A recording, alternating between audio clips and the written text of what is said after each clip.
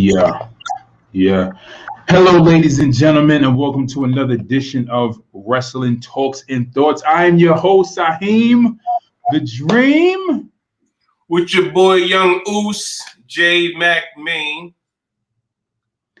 And we got Trav with us. He got his mic muted. I guess he's gonna join us because Trav is on the road right now. Jay, what's going on? Can't complain, brother. Welcome to Wrestlemania week. I'm excited to be a wrestling fan this week. We have every day of the week besides tomorrow, well, for those who watch Impact. So if you watch Impact, just think about the ramification of this week. You're going to be able to watch wrestling every single day this week, which is crazy. But I'm not an Impact fan, so Tuesday will be my off day. But Monday Raw, tomorrow is all my off day. Wednesday, first night of NXT TakeOver, stand and deliver. Right. Thursday, day 2 of NXT, stand your ground, stand and deliver. Friday is Friday Night SmackDown WrestleMania edition. Saturday we have day 1 of WrestleMania, and Sunday day 2, and then Monday we got Raw again. What a day!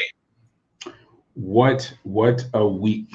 So but I think you could do that now. But as far as the level of excitement is concerned, being that it's WrestleMania season, and you have which is like one of the best seasons, is almost equivalent to the Super Bowl. Not as quite big as the Super Bowl, but almost as equivalent to the Super Bowl. Nah, it's big as the Super Bowl. If you're a wrestling fan, it's big as the Super Bowl. If you're a wrestling fan, but I'm just saying, like, overall, in the greatest scale of it being overall, like we're talking about in the general populace of people, it's not bigger than the Super Bowl. At one point, it was almost as big as the Super Bowl. Right. But I think you can watch wrestling like every day if you wanted to. You got Raw, you have Impact Wrestling, you have NXT, you have SmackDown, you have New Japan Pro, and you have Ring of Honor, and you have NWA. Oh, wait a minute, my bad. So let me go through the rundown again and follow into next week. So tonight is Raw, tomorrow's off day. Wednesday, NXT TakeOver day 1. Thursday, NXT TakeOver day 2. Okay. Friday is SmackDown. Saturday, Mania. Sunday, Mania. Monday's Raw. Tuesday is going to be NXT because NXT moving to Tuesdays. Wednesday is AEW. So you're looking at about Tuesday, Wednesday, Thursday, Friday, Saturday, Sunday, Monday. 7 straight days of wrestling every day. Okay, so I have a question. TakeOver. Was it not TakeOver? Stand and Deliver. That's supposed to be on USA, right? It's going to be on USA. I think it's streaming on Peacock also, but I know for a fact it's on USA. Okay. Trav, are you with us? Trav, you there? All right, I'll wait till you come back. Okay. All right, so and then Peacock. All right, so did you get the app yet? Yeah, I took advantage of their promotion. I think it's $9 for 4 months, so it's like $2.50 a month, which isn't bad. So I'm gonna give it a shot. But from what I've been hearing, in our wrestling groups and everybody been saying, it's pretty much similar to how the network first started when it was having little glitches and dragged when the network first, came out. So I heard Peacock is experiencing those same issues. So I expect for that to happen on Mania week. But I feel like they should have. I think they tested it out I think they tested it out with Fastlane, but I watched Fastlane on the network. So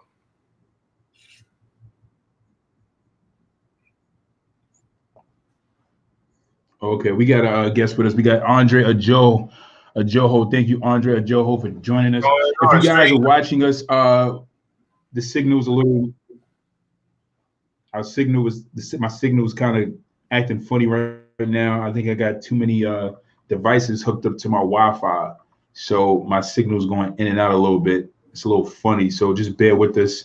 If you join us, please like and subscribe. If you join us on YouTube, please like and subscribe. Hit the comment section, drop some comments as we go over these topics and we discuss wrestling. So let's get into some news and rumors real quick. Okay. And let's take it from there.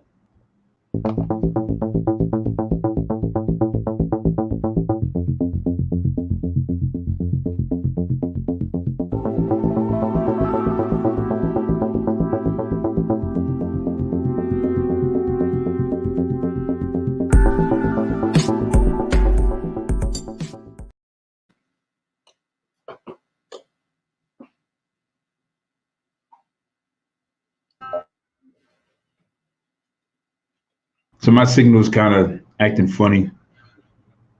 It's going in and out. Hope you guys are still there. My signal is going in and out. All right, cool. There we go. I don't know what's going on. My Wi-Fi. Jay, you can hear me? Yeah. Oh, okay. All right, cool. All right. So as far as news and rumors are concerned, IWGP World Heavyweight Champion Will Ospreay issues a challenge to CM Punk. He had recently beat Kota Ibushi for the new IWGP World Heavyweight Championship belt. I don't know if you guys have seen it. I was going to post it into the group. I didn't get time to post the image of the new belt. I think I should pull up an image of it. It's horrible. It's an ugly belt. The belt is ugly. It's freaking ugly. But in a wrestling Talks and Thoughts chat, somebody, I think Ethan Wick posted up a picture of the title. And it's ugly. It's freaking ugly. I like the other one. I like the first one. I mean, the last one. The last one was dope. I always liked that. I always thought it was a beautiful belt. This new one, it looks ugly. It looks like I don't know, a Dipset chain, I guess. I don't know, man. It's ugly. It's an ugly belt, man. Dipset pendant. These Dipset pendants. I don't know, man. I don't like it. I don't like the way the belt looks. I like, you know what? I like the line of inside, but I don't like the face of it.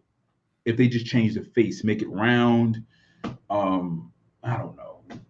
Just change that face. It looks like a V. Like, I don't, a triangle.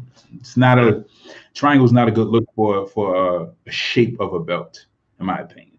I saw a meme. I don't know where I seen it at, but it was like the Divas Championship. Like it was it was the fusion from Dragon Ball Z. So they had the Divas belt, and then they have another. But I forgot the other belt. And they did, and Trunks and Gold Tanks did the fusion. They had the New Japan Pro Wrestling belt. That's exactly what it looks like. That's exactly what it looks like. But let's talk about this. Chanel Ramsey, she agrees. She says, "Agreed, not a good shape." Yeah, it's horrible. It's ugly.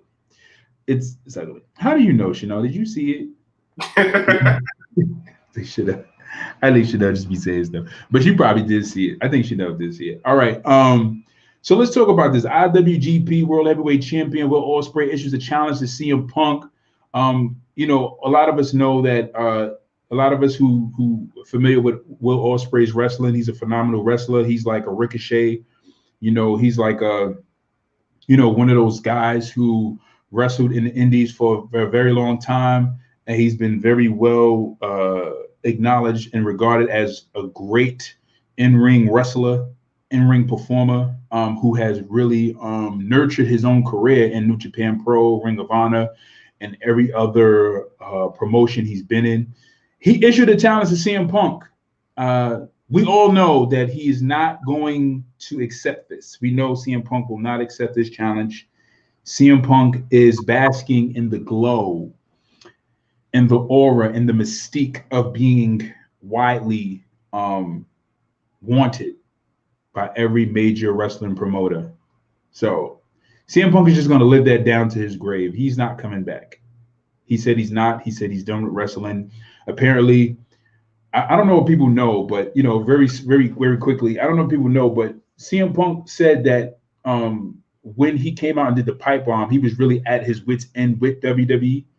he was at his wit's end with wrestling. It had taken the passion out of him. So at that time when he was doing the pipe bomb and he was cutting all those great promos, he was really at a place where he didn't care anymore. Like he really did not care. Like so he couldn't care. He couldn't care less.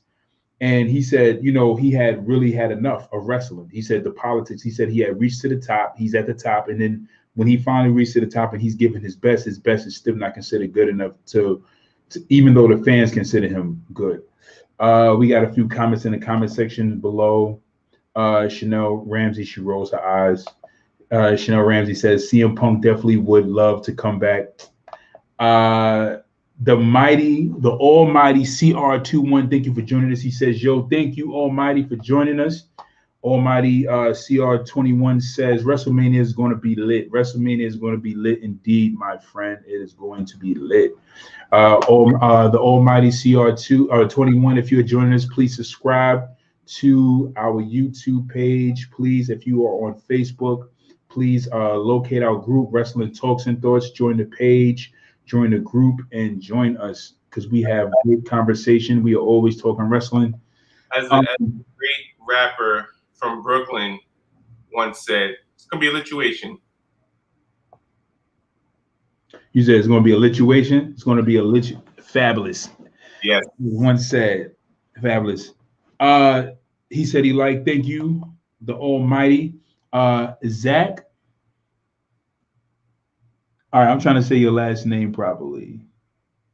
Do a flinger. Hopefully I said it properly. He said y'all should talk about how they are doing my boy Jeff Hardy. Yeah, so I read all right. So before we get into that, Zach, if you're joining us, please like the page, comment in the comment section below, continue to talk with us. We thank you for joining us, Zach. If you are catching us on Facebook, YouTube, subscribe. So we'll talk about Jeff. I read the article. I seen the title of the article, but I didn't go through it. But before we get to Jeff Hardy, what do you guys think about CM Punk taking up Will Ospreay on this challenge? You think it's going to be possible? You think it's going to happen? You think CM Punk is going to come back? Chanel Ramsey says that he's going to come back. She believes that he's going to return to the ring. I mean, me personally, I feel like as a performer, you always have that itch. So I feel like at some point, he's going to be like, oh, you know what, let me get one more match. If does that match, it's going to go back to, all right, I want to go be a part-timer or I just want to fulfill certain, dreams. Because, again, we all know one of his dreams is to main event WrestleMania. So I think, for a big payoff, I think Vince would, if Punk did decide to come back, and now we're having fans back at Mania for the first time on Saturday. So I think with the fan reaction, everything like that, I can see Punk coming back for a match and possibly sticking around for at least one Mania to get that WrestleMania main event that he's always wanted. I mean, hey, listen, I think that CM Punk don't even got to stick around for a Mania. He could just do what Edge did and say, listen, Royal Rumble season's coming up. Hey, Vince, I want to come. Like he'll tell Vince, hey, I want to, be a surprise entrant in the Royal Rumble. Come in, win the Royal Rumble. He fights whoever for their world title and win the title and get that WrestleMania spot, just like that. He has the power to do it. Vince will do it. There's no Vince will not say no to that. I mean, if he'll let Edge come back, I mean. Yo, can y'all hear me? Yeah, we can hear you. All right, I've been saying what's up for the longest. I have mic issues. CM Punk, I don't think he should do it. I think it wouldn't be a problem, but I think the pipe bomb it kind of put a definition on his career, man. It kind of like put the icing on the cake for me. I don't think he should do it. Even if he do it, I mean, it's got to be. I think that's like WrestleMania type moment. I don't think that's like another brand type moment. Not for CM Punk. Yeah. So you don't think CM Punk should come back?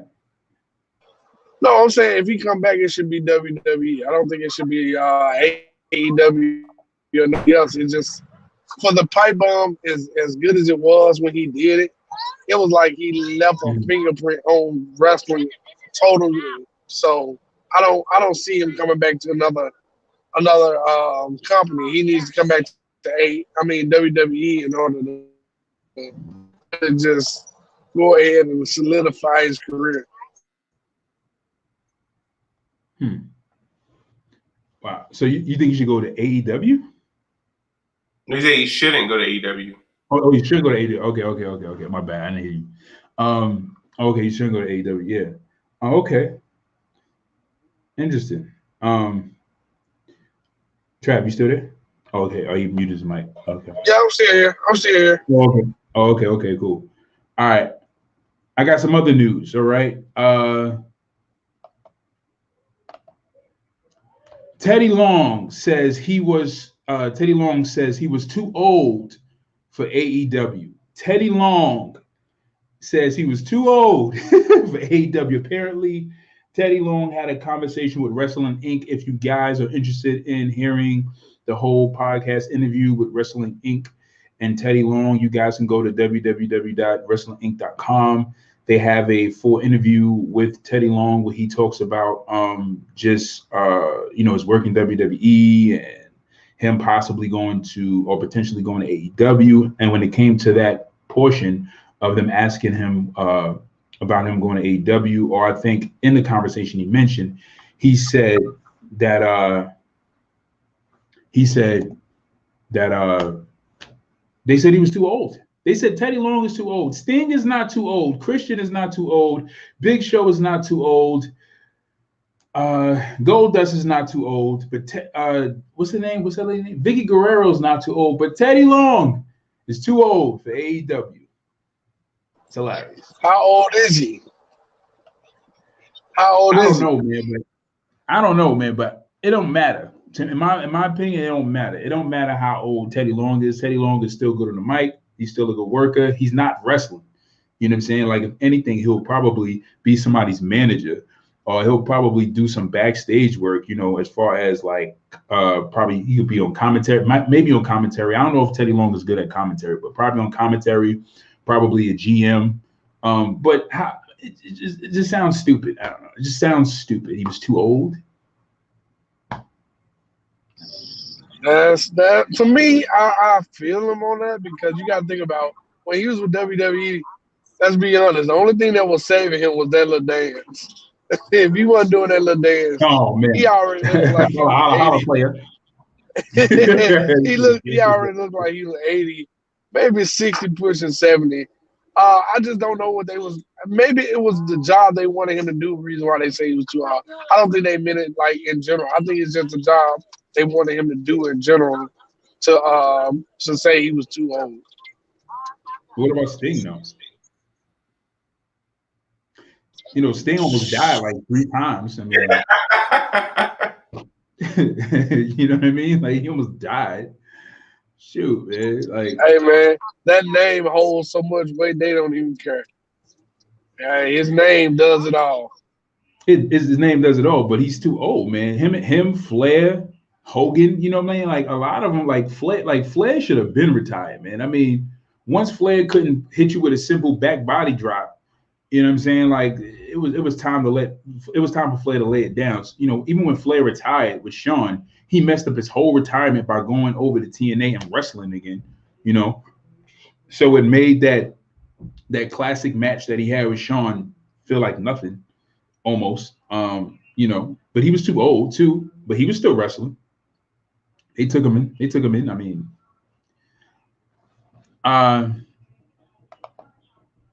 let's go to this next article. So I posted this. We had an article posted up in the group. I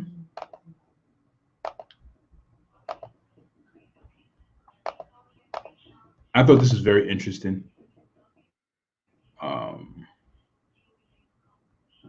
So WrestleMania, apparently, WWE banned words for guidelines revealed for WrestleMania partners. So WWE has banned words for WrestleMania partners. There's a list of words that they can't use during WrestleMania for Peacock. So WWE has been. So if you guys have been wondering, and I'm quite sure you guys have not been wondering, you guys already know that some of these wrestlers are going off script. They're not being handed the stick anymore and being told, hey, shoot from the heart, or, come up with interesting promo that, you know, that's geared toward your opponent, that really hits home, and try to sell it. Like, they don't really allow them to work on their own promos unless they have some level of favor with Vince McMahon, or Vince McMahon trusts them to, you know, write their promos. But long story short, there's a list of words that wrestlers can't use. So you guys have been wondering about the PG era. You guys have been wondering, you know, like how true it is. This is a confirmation to let you know, like, some of the things that have happened backstage and how things kind of work. So WWE has a guidelines of banned words that wrestlers can't use. Words like they can't use blood, they can't use choke, they can't use belt, strap, diva, headshot, trauma, kayfabe, mofos, house show, the anti-diva, spinal injuries, victim, violence or violence, wrestling, wrestlers. They can't use babyface. They can't use to be over. They can't use heel. They can't use the job. They can't use wife beater. They can't use curb stomp. So there's a whole list of words. We had the article. We posted an article in the group and the page, Wrestling Toast with Us page, so you can see all the words. If you guys want to read the full article, you guys can go to wrestlinginc.com. They have a full article just going, you know, just kind of like giving you a small synopsis of, you know, the whole politics of that. So I think this is just funny. Bunch of words you can't use. They restricted. I don't know why was the reason for it. I don't know why. But I guess Vince McMahon wants to steer away from certain type of perceptions that people have cast on them, or they I guess want to navigate the impression that they have on the fans in a certain way to make the fans buy more into the product by using certain words or not doing certain things. I don't know. Very interesting. Man, that's a long list, man. They ain't gonna be able to say nothing. They gonna have to come out and cut no talking promos. Yeah, pretty much. It's just crazy because think about it. I mean, if you really think back and really think about it, like a lot of those words, like for instance, wrestler. How many times have Daniel Bryan came out and said, "I'm the best wrestler"? CM Punk has said he's the best wrestler.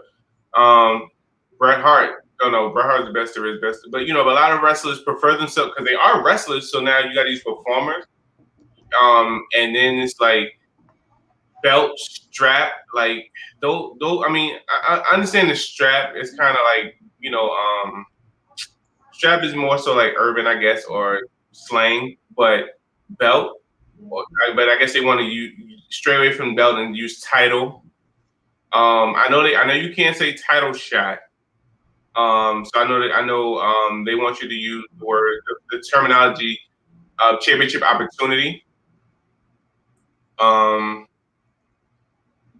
So yeah, it's just crazy, and it's like you can't speak for the heart, and now we see why a lot of wrestlers. I'm sorry, we can't say wrestlers. A lot of performers, they can't do promos because of the fact that they're in their mind. They're constantly thinking like, okay, can I say this? Can I say that? I don't want to say that and get in trouble. You know what I'm saying? Because you know, once they go back into the gorilla, Vince is gonna be like, yo, you weren't supposed to say that. So a lot of them they're probably thinking too much on what not to say when they're doing their promos, which kind of, you know, takes away from the authenticity of it, like you guys said.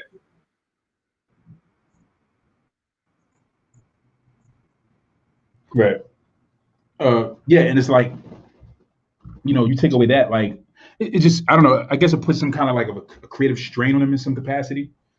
I feel like when you're restricted and I mean, it kind of helps you to be more creative. It puts you in a place where you have to be more creative.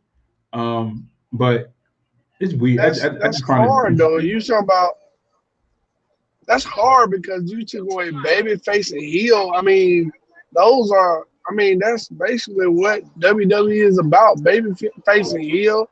And you can't use strap. You know, like you said, title shot. I mean, these guys gonna basically have to write their script 3 weeks ahead of time to make sure that they don't have any of these words in it. And it's like basically, it's like they doing all this for Peacock because I think it's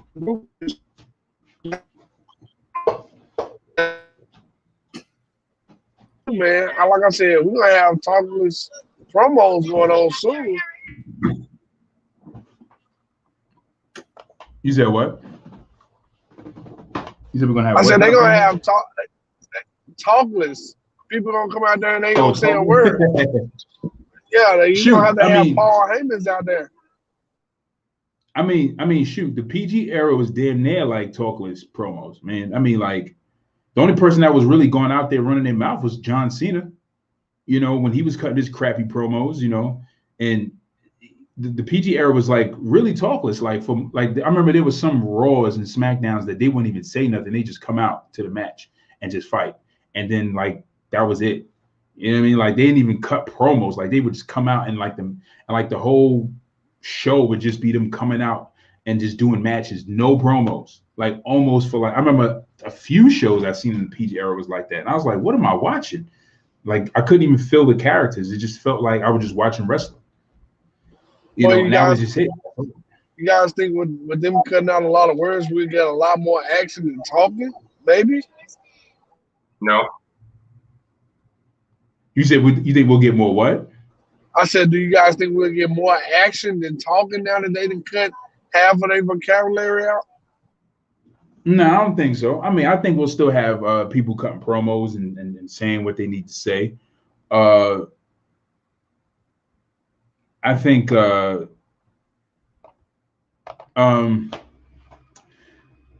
I don't think so. I think it's going to be the same.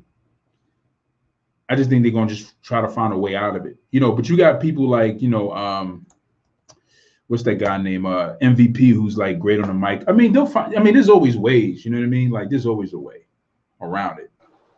That's a tough role right there. That's a hard one. Yeah, but I think they'll figure it out. We have some more news. The Hurt Business try to convince Vince McMahon not to break them up. I had actually so this is like some big news. So to go in depth really quickly in this article, they actually Vince McMahon wanted them to break up. So we had this article posted in the group, just kind of shining some light on what happened with the Hurt Business breaking up. Like why did they break up so soon? Like what the heck happened? So this was Vince's idea. So I guess Vince wanted them to break up so that way Bobby Lashley and I guess Drew McIntyre can have this, you know, individual match. And I think what Vince is trying to do is, from what I heard, is that Vince is trying to do is that he's trying to steer the fans away from booing Drew McIntyre. So the reason why he broke up the Hurt Business, apparently Vince didn't want Drew McIntyre to be booed versus fighting Bobby Lashley because how much heat the Hurt Business is getting.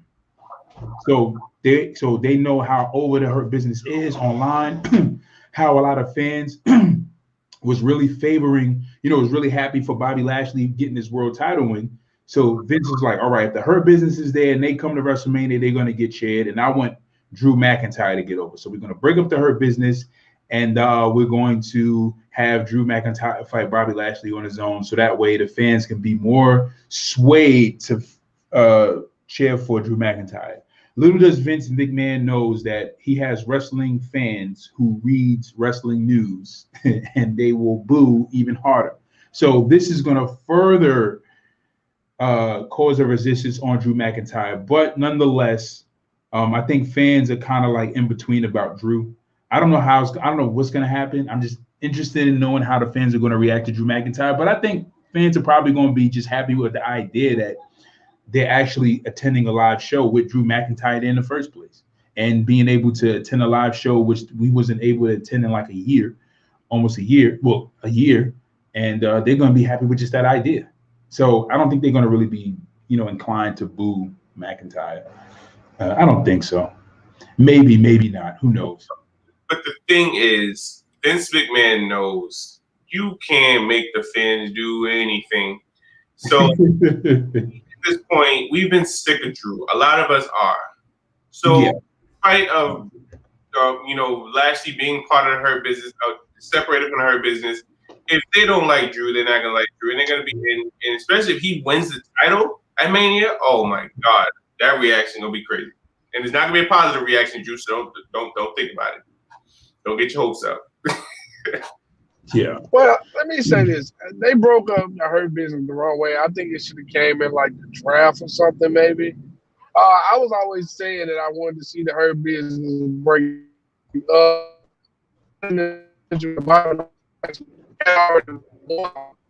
So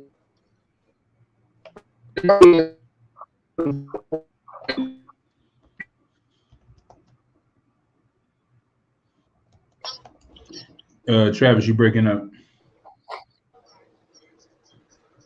Travis, say that again. You was breaking up. Hello? Travis. Hello, big. Can you hear me? Can you hear me? Yeah, you was breaking. Can you hear me? Yeah, I can hear you. You was breaking up. Yeah, I can hear you now. Yeah, I'm breaking up a little bit. Okay. Yeah, I was saying that they should have just did it, down the line in like a what you call it, draft. Not so much if I wanted to see them break up before he got the title, or like after he lost the title, not when he got the title, in the middle of his title run or at the beginning.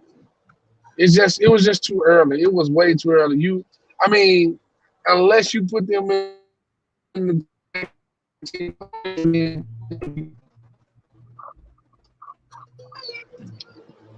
I did that last part. You said unless they did what? Because you was breaking up. Put Shelton Benjamin and Alexander in the tag team title picture. Then I guess that'll be cool. Yeah, I felt like the fact that they lost their belts didn't make any sense to me. It was just too soon.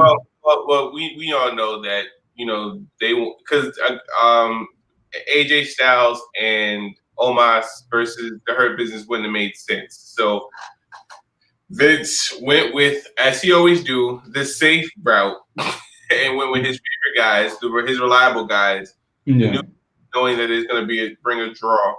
And I guess their whole angle going into Mania of AJ and Omos don't know each other, they're not a team. That whole angle. Yeah. But again, I agree with everybody. Chanel, Trav, I agree with. It was way too soon to break them up, definitely. But I think they wanted to more so go on the fact that with Bobby, they didn't want him because obviously with Bobby in the Hurt Business, if you kind of think about it, how things been going, he's kind of branching off from the Hurt Business anyway. But Bobby, yeah, if you think about it, because think about it, ever since I agree. Ever since that, ever since he attacked Drew, and was that held at Elimination Chamber. Ever since he attacked Drew at Elimination Chamber, yeah. And then he fought The Miz. There was no Shelton, there was no Cedric. It was just Bobby and MVP. And when he won the belt, they gave him this grand. What entrance do we call it? The Lord. I forgot the entrance we gave him. The Almighty entrance. Almighty, yeah, it was some kind of Almighty entrance. Yeah, it was Super Saiyan Bobby entrance. but again, Shelton and Cedric was kind of pushed off. So every time, Lashley would come out and do a promo or even say anything about the belt, it was just him. The only time they had together was when, I think the backstage that we showed the video when he first won.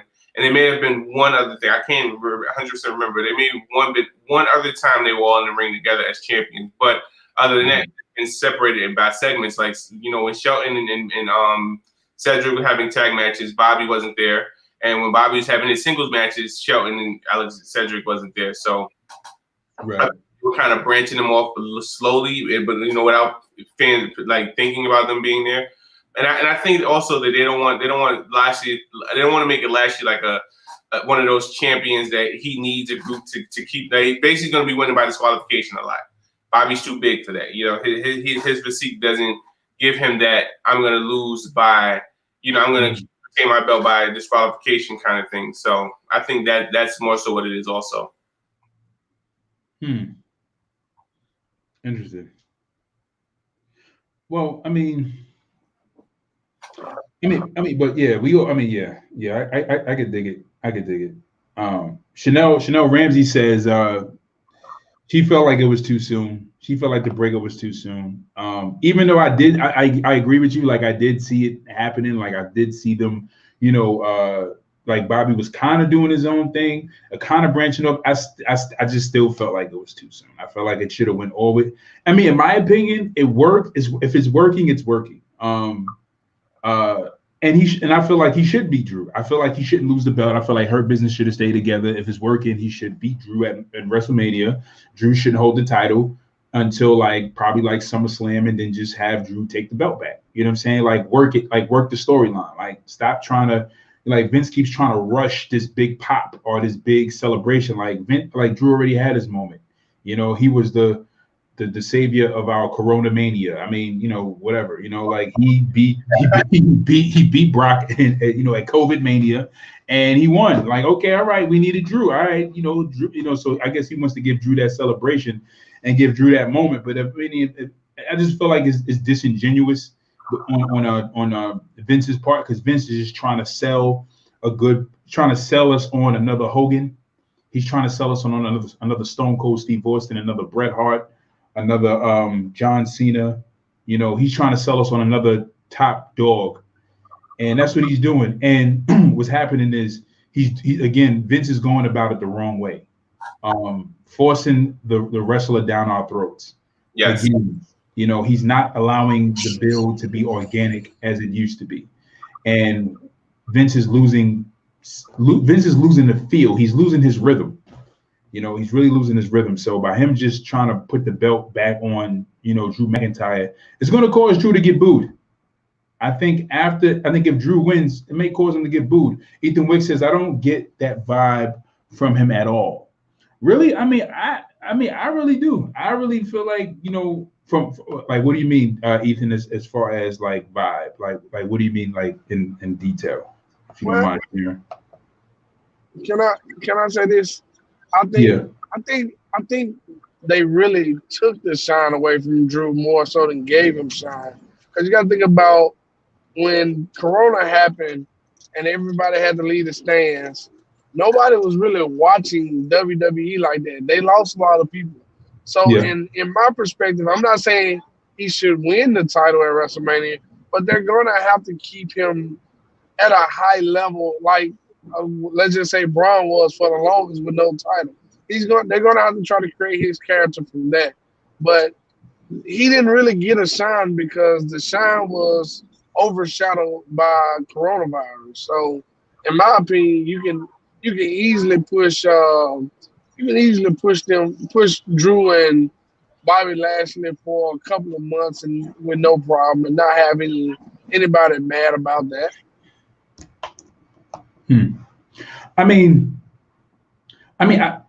I agree. I agree.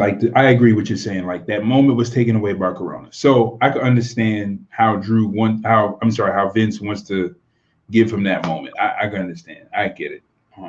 But I don't know, man. I don't know. Well, I guess my thing is I'm just really, I'll say this. I'm just waiting to see how the fans respond to Drew McIntyre at Mania and then afterwards. Because I think they're going to have fans in attendance.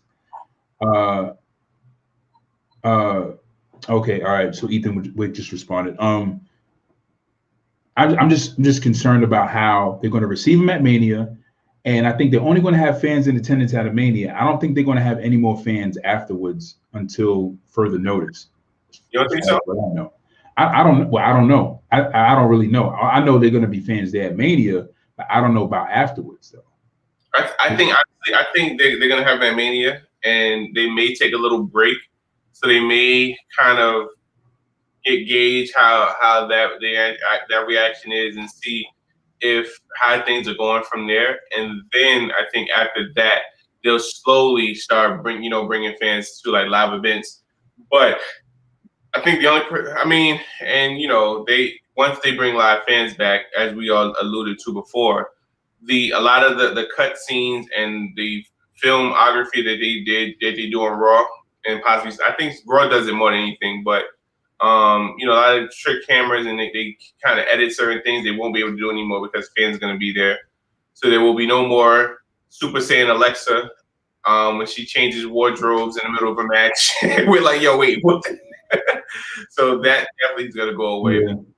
But I think they're going to take a month to evaluate, see how things are, and then slowly start bringing fans back.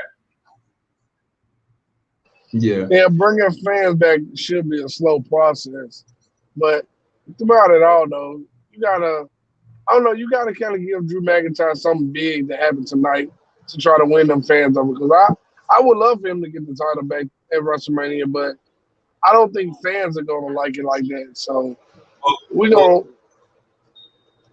I'm sorry. What was that? I was saying we'll see though. Yeah, because tonight he's fighting King Corbin, Styles' favorite. King Corbin is going against Bobby Lashley tonight. King Corbin got Bobby Lashley for his title shot, right? No, he's fighting Drew. Yeah, he's fighting Drew. Oh, okay. I thought I saw a promo on Friday Night SmackDown saying he was fighting Bobby for the title shot. Because I guess allegedly he took him out last Monday, which just looked like he just helped Bobby do something that don't look like Bobby could do. Well, the agreement was if he why Vince. But the agreement is if he takes out Drew McIntyre, he gets a title match at Mania, which we know Corbin's not getting a title match at Mania, so that's X'd out. But yeah, so he's fighting Drew tonight. And like I said, we just have to wait and see what happens outside of that. But yeah, I don't see Drew doing anything that's gonna like put him over the top where fans is gonna just really like have that sense about them. All right, so Ethan Wick says Drew. He responded to. He's answering the question because he says I don't get that vibe from him at all. And Ethan Wick, he was saying the vibe he doesn't get from Drew McIntyre. I don't feel like those legends you named. So Ethan Wick says he doesn't feel like Drew McIntyre is not being pushed like a Austin, a Hogan, a Rock. I mean like a Hogan, a John Cena, a Bret Hart. But he is though. Like Drew McIntyre is like the fact that Vince McMahon would, all right, okay. First of all, let's start with the fact that he won the Royal Rumble, and then the fact that he beat Brock Lesnar. Like that in itself just shows like, okay, this is the guy that they're gonna go with. Like they choose, this is the guy. Like he had a monumental moment. He had two monumental moments. Like he won the Royal Rumble. He beat Brock Lesnar at WrestleMania, in a horrible match, 5 Claymores, and the match is over, whatever, right? 5 Claymores and 2 F5s or something like that. I don't know. And yeah, so and then here it is. Drew McIntyre has been in the forefront of every Raw. Like he's been the guy with the belt. He's the guy with the title. He comes out. No one can beat him. He's running through everybody he faces without a problem. Like there's nobody that he's faced that he actually had a problem with. Like, you know what I'm saying? Except for Randy Orton. Randy Orton is the only person that's been a problem for Drew because he took that belt off of Drew. So yeah, he's the guy. He's the man. He's the man. He's the next John Cena. He's the next Hogan. He's the next Bret Hart. So, and then the fact that Vince McMahon wants him to have a moment at Mania where he wins against somebody who's credible, and to give him a WrestleMania moment, because you see, like they didn't even have Drew like legitimately like get beat by Bobby. Like Bobby just came in after a whole match was done, and I think it was Elimination Chamber, right? Elimination Chamber was done, and then he came in and Bobby beat him while he was down, and then So I mean, yeah, he's Hogan. He's the guy. And the fact that he's preserving that spot for him at Mania, like look at Kofi Kingston. Kofi Kingston won. Kofi Kingston had the last great WrestleMania match, as far as like fans loving him, and had the last great WrestleMania moment, right? Prior to what Daniel Bryan, I think it was, right? And then after he lost the belt, like it's almost like he never had the belt. It's like he never won the title. He loses the title, and then after they talked to him backstage, he was like, you know what? Like he talked in the interview like as if he never held the belt, like as if the belt was never on his waist. And then the following week, he goes on as if he never had the title, and just hops back in New Day, and that's how they wanted to promote Kofi Kingston. You know what I'm saying? So it's just I'm seeing how they're pushing the character. It's one. Vince said, if you mention anything about this, you're gonna get in the doghouse. So I wish you would say something. This never get him with the Men in Black with the glasses with the light. Like Kofi, were you champion? Yeah, I had a great time. Don't worry about it. You're in a New Day. You're go back, right. Go back to shaking your booty and throwing your pancakes. You know, it's you know what I'm saying. And mind you, I love Kofi. I feel like Kofi should have another title run. There's wrestlers I feel like they should have more title runs. Like they should get other chances to, but you know, opportunities get handed to certain people that Vince likes. Ethan Wick says AEW is starting back the travel. I don't see why WWE can't have fans if AEW is traveling. Now I totally agree. Because you yeah, definitely. Ethan says the people who think I'm crazy for saying the way you book somebody matters. No, Ethan, you 100%, man. Like we know this. Like we know it's how you book that person is all on how that character is portrayed to people. Again, like I take like one of the perfect example is let's talk about this very briefly. Like Dolph Ziggler. Dolph Ziggler was over with the fans, right? All the time. I don't care, man. That's my trump card. Boom. That's my, no pun intended, but that's my card. Boom. That's my ace in the hole. Boom. I'm always name Zack Ryder, Dolph Ziggler, and Cesaro. Always going to name those three. But Dolph Ziggler was over, and Vince couldn't stop that, and he did. I mean, well, Vince couldn't stop the overness, but he did stop the. He suffocated his push, and Dolph was over. If it wasn't for Pat Patterson convincing Vince to give him Money in the Bank, he got Money in the Bank. He won it. He had the loudest pop ever for a Money in the Bank winner, which means that he was widely accepted, and he was a heel. And he was facing a baby face and overrated Alberto Del Rio. He's overrated. He was not working. And Vince was trying to make it. He said what? I never understood Del Rio. He was never. At first, I liked him, but then I felt like he was going for this Latino $1 million man kind of thing, which I thought was kind of cool. And then after that, it was just like this guy sucks on the mic. He just smiles a lot and just has like a charismatic look, but he doesn't really have charisma. So he just looks like he has charisma, but he doesn't really have it. And then it was just like, this is horrible. This is whack. So he beats Del Rio. He's a heel and he's over than Del Rio. And then Vince is like, he got a concussion, but we'll take the belt off him anyway. And he'll never get another title again. And it's just like, why? So he was booked and then after that he was booked in these kind of matches where he was only booked in Intercontinental, United States heavyweight, and United States belt, United States title matches, tag matches, and he was never put in heavyweight title matches up until he fought like Kofi and until he fought, I think, Triple H. You know what I'm saying? Like, so, and it was just like sporadic, just to put people over. Then the same thing with Zack Ryder. Zack Ryder was over. Then they paired him with John Cena to take all. So John Cena was getting hate. Zack Ryder was being loved. And they booked them together just so the fans can pay more attention to John Cena, who they hated. They hated him.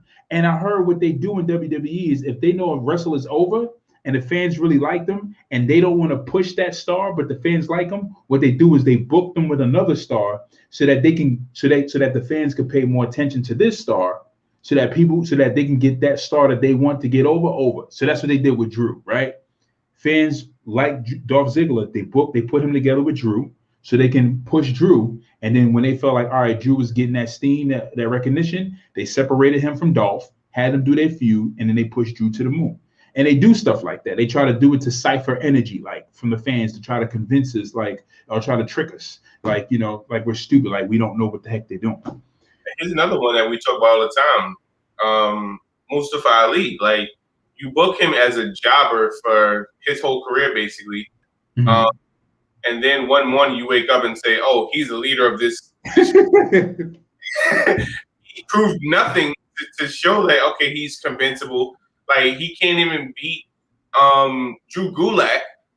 You know what I'm saying? But all of a sudden he's leader of I mean, but Drew. Now, Drew Gulak isn't. I'm not taking nothing against Drew Gulak, but if you're going to be the leader of a faction, most of the time you have to lead by example. Ali did not. He didn't look convincing. He didn't look tough. He didn't look nothing to the part. But you want us to believe that this guy is some kind of strong leader. Like if you booked him, again, to Ethan's point, if you book him where he's beating giants, he's the underdog, but he has that willpower, or he has that what would you call it? I'm sorry, as no point intended, edge, but he has that grits that all of a sudden, you can't put him down. He's always a fighter.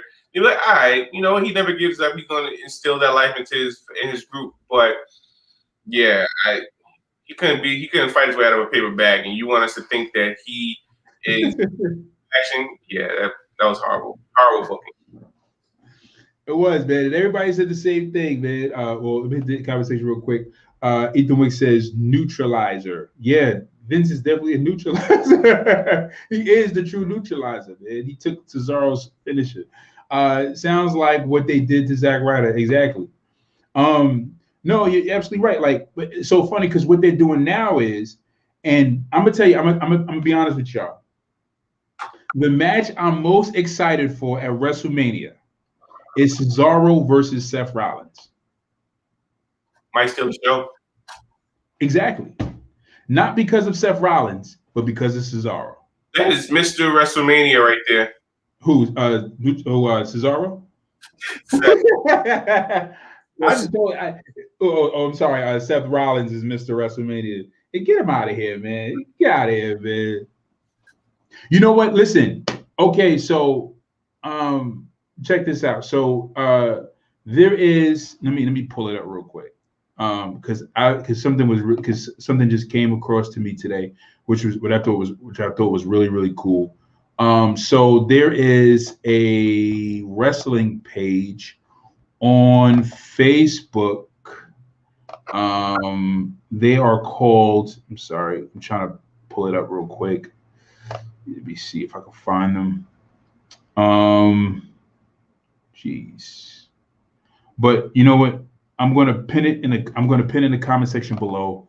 They're called Wrestling Merchandise and Memories, Canadian Bulls World. They have a page on Facebook, and I'm part of the group, and I think it's called Wrestling News. But they posted up this dope link which allows you to see WrestleMania wins and loss records. And they just allow you to see the wins and losses and draws of every WWE superstar. And you can go through the whole, list of, wins and losses at WrestleMania. So I thought it was really cool because I began to think about, stats, like, wrestler stats. And I was like, you know what? I'm going to start posting like WrestleMania stats of wrestlers. Like, so I'm going to post a link in the link below so you guys can check it out. It's the link right here. You guys want to check it out. Look at, the wins and losses. But it's a cool site. I don't know what happened. Oh, Facebook won't allow me to do it, but it's showing on my YouTube. Okay, I don't know what's happening here. All right. Anyway, so yeah, I thought about stats, like WrestleMania stats, because what I was going to do today was I was going to actually post the stats, but I'll post the stats up tomorrow on the show and we'll go through like a few superstars. But once I post up the stats, I want you guys to like drop any let me know what kind of superstars or let me know the name of a superstar stats you want me to post up of their WrestleMania wins and losses, and so I'll just go through like their wins, their losses, their championship wins, their tag team wins. I'll have it broken down and stat like a baseball card, and I'm gonna post it up on the group so you guys can see it like in more detail. Because on the website it just shows you wins and losses and draws. That's it. But me, I'm very like detail orientated, so I'm gonna go into like championship wins, tag wins, wins, losses, of course. And that's it, you know what I'm saying, and just kind of go a little bit more in detail. Because I know like you guys who are like heavy into sports, you guys go on, rebounds, points, steals, assists, which makes, this basketball player, good based upon his points, the numbers he puts up. But a wrestling, is pretty much based on your character and how you're booked. It's primarily on your character, on how good you wrestle. So, but I thought that was a cool idea to kind of like go in depth and just like make it individual for each superstar and just post it up for WrestleMania for the season. And then maybe do it for every pay-per-view.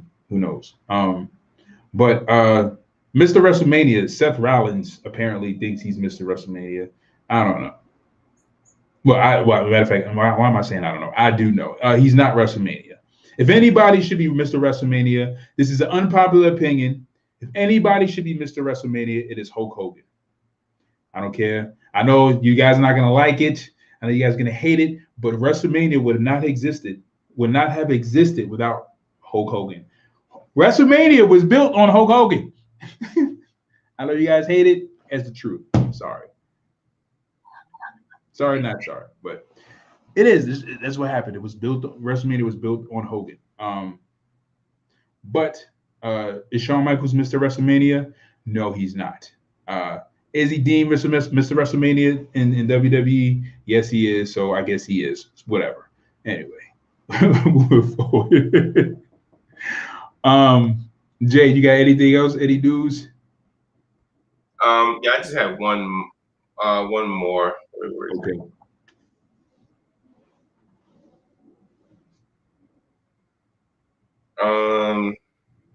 Yeah. So as we all know, the news broke that Y2J himself, Chris Jericho, is going to be on Broken Skull.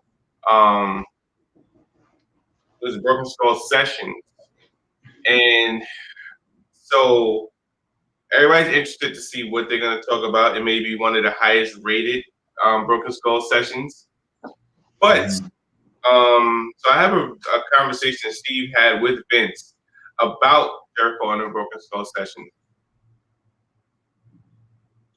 All right, so the article reads, Steve Austin's next guest on the Broken Skull sessions is a rather unexpected one. Chris Jericho will be on the show, and those two could talk about any number of things. While speaking to Sports Illustrated, Steve Austin revealed how Chris Jericho's Broken Skull session appearance came about. After the Undertaker's episode aired, Chris Jericho reached out with a text message. It didn't take long before the two were chatting on the phone. I was having a couple beers, said Austin, one night after my Broken Skull session interview with The Undertaker aired. And out of the blue, Chris Jericho reached out and said, man, that was a great interview. I sent him back a couple of emojis, one of a beer mug, another one of an eagle, and then he called me right away, right then and there. We got to talking. I've always respected the hell out of his career, and I'm glad they're proud. I'm glad they're all around. It gives the guys and girls in professional wrestling more places to work. I said, I'd love to have you on the show. And he said he'd love to do it. So I checked with Vince about it. Steve Austin went to Vince. No, Steve Austin sent Vince a text about it, and the chairman didn't have any problem with having Le Champion on the Broken Skull sessions. It was that easy. I texted Vince and said, we had this badass idea about Jericho coming on the show. Vince goes, it's cool. Go ahead. Put me and Vince. But me and Vince always don't go that well on phone and text messages at all like that. So I text one more time. Are you sure it's okay to have Chris Jericho on the show? Vince gave me the thumbs up, and Chris came out to do the show. Vince McMahon might not have realized at the time, but he created quite a buzz by agreeing to have Chris Jericho on the Broken Skull sessions. Austin and Jericho will likely have plenty of WWE history to chat about, but we also have to wonder how they approach Jericho's current employer, which is something that we've been talking about. Yeah. Interesting. Broken Skull. Well, what do you think, man? Because we was talking in the group chat, and Sean and Ant and Ethan, y'all seem and Dan, y'all seem very, very, very excited about it. But I feel like the excitement and the anticipation was based on, the awkwardness of Jericho working at AEW and then him being on a Broken Skull podcast, and then that kind of conflicting ground right there, and then how Vince would possibly respond afterwards. Because what I read was in an article, a small article, Stone Cold spoke about. He said that when Stone Cold was the man, he was on a roster that every time he called Vince would always respond to his calls. He said the phone wouldn't ring like more than 2 times and Vince would pick up. He would text Vince would text him right back. He says now when he texts Vince, Vince will respond in like 2 days. He'll call Vince, rarely picks up. But Vince is a busy guy, you know what I'm saying? Like, you can't fault Vince, because if you are the type of guy in his company, he has to give you that special attention, because again, you're working for him, you're help building his product. So that's business. That's the business side. But then on a personal side, if he's just reaching out to Stone Cold on the personal side, he would have to reach out to Stone Cold in personal time, because Vince is always busy. Vince is the guy who is at every Raw and every SmackDown taping in a gorilla section all the time.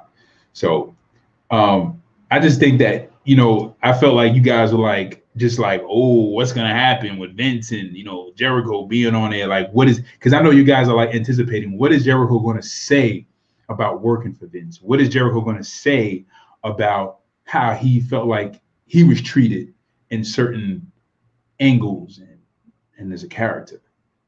So I dream. I wish that there is a AEW invasion at Mania and Jericho could talk about it. That would bring so much publicity, so much hype. But we know that's not gonna happen. But Okay, so if there was an AEW invasion, right? I mean, the only excitement about AEW invading, AEW invading WWE, I don't know, man.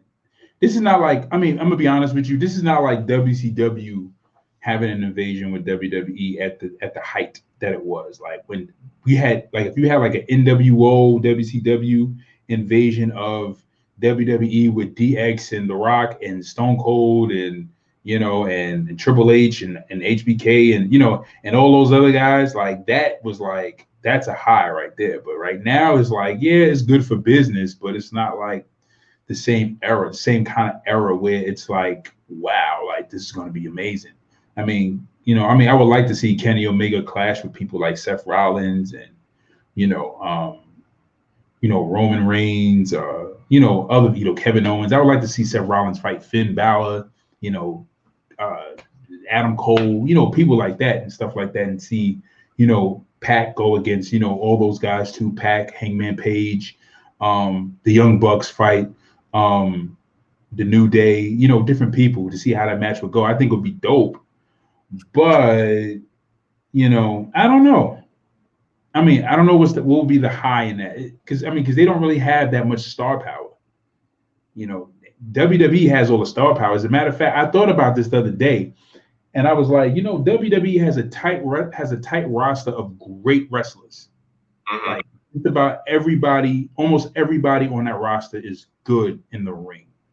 Like, you got Drew McIntyre, Seth Rollins, Roman Reigns, Daniel Bryan, Kevin Owens, Shinsuke Nakamura, Cesaro, Rhea Ripley, Bianca Belair, Charlotte Flair, Asuka, who else? Kofi Kingston, New Day, Big E. Sami Zayn can give you a dope match. You know what I'm saying? I slept on Baron Corbin. Baron Corbin can give you a dope match. Then you got NXT wrestlers. You know what I'm saying? You got Finn Balor. You got Adam Cole. You got Kyle O'Reilly. Roger Strong. You got Velveteen Dream, who we haven't seen in a while. Karrion Kross. Damian Priest, I can go down a list, but there's so many great wrestlers. Like you got so many great in-ring performance. Like it's really saturated with great wrestlers right now. And I believe AEW has the same amount of talent. It's just as far as star power, like people who are like stars, it's like, you only have one, like you only have like a few major stars. Cody Rhodes, Adam Page, Moxley, Omega, Young Bucks. That's kind of like almost where it stops. Like, it's weird. But I mean, but how do you feel about this whole Broken Skull podcast thing? Like, I mean, do you think there's something like? Honestly, I think it would be the highest rated since we rated. Randy Orton was pretty good. I'm actually gonna watch it again because I started watching it, but I got sidetracked. But I'm actually gonna watch it again. But it was pretty good. So I think it's gonna be the highest rated based off of the anticipation of what he's gonna say. Yeah. I seen the one with Randy Orton. That was really good. The one with Randy Orton was really good. I thought that was really dope. That was a dope Broken Skull session. We have a comment in the comment section below. Ethan Wick says Orange Cassidy and MJF. Yeah. MJF is kind of corny to me. I like Orange Cassidy. I think he's pretty interesting. I think he's pretty cool. Whatchamacallit is corny to MJF. He said Darby Allin. Darby Allin's another good one. Darby Allin. Yeah, I heard about Darby Allin and his. I got to watch that match with him and Cody. I heard about it. Heard how. I wonder when Cody, I think I'm gonna start watching AEW when Cody gets the belt. Yeah, you always said that. You said I always said that? Mm-hmm. Yeah. I try to get into it with Kenny Omega. I'm like, nah. I'm gonna tell you why. Because I really think Cody's the guy. I really think Cody is the guy. And I think the reason why Cody is like, like almost kind of distancing himself from the belt because Cody knows he's the guy. He knows he's the guy. He knows that once that belt gets on him, it's like, it's Hulkamania again. Like, what I'm saying? Almost Hulkamania. Like, okay, like finally, like, but it's a crowning, like, but Cody, I'm waiting for Cody to get that belt. I think when Cody gets the belt, that's when I'll start tuning in a little bit more often, because that's who I really want to see with the title. Cody's awesome. Like, I love Cody. I always love Cody. So do we need to go on? Well, let me just. Who else? What he says. Yeah, Ethan Wick says it really is. Cody is that guy. Yeah, man. Like that. I heard about that Darby Allin match, and I was like, yeah. I was like, okay. I was like, yeah.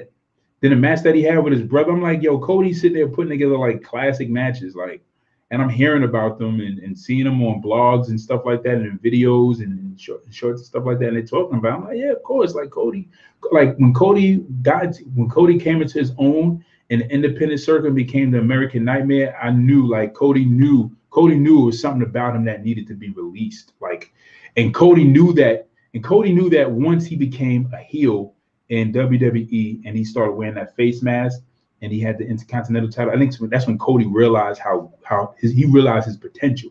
He was like, yo, I can be as big as Randy Orton or bigger. And I felt that too. I felt like Cody could be as big. And then but they never pushed him. They gave him the whole Stardust gimmick, you know, and it was just like, and they pushed him to the side, which I thought was stupid. You know, because I would have loved to see a feud with Randy Orton and Cody. That would have been amazing. I know it would have been crazy, you know, just to see those two guys feud.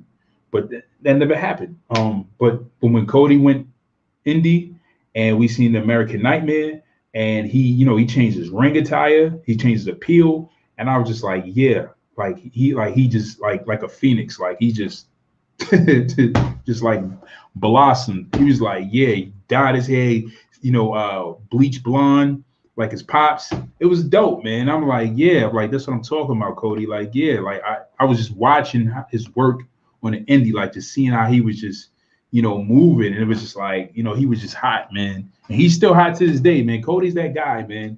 He's really that guy, and I just want to see him. I'm definitely always rooting for Cody.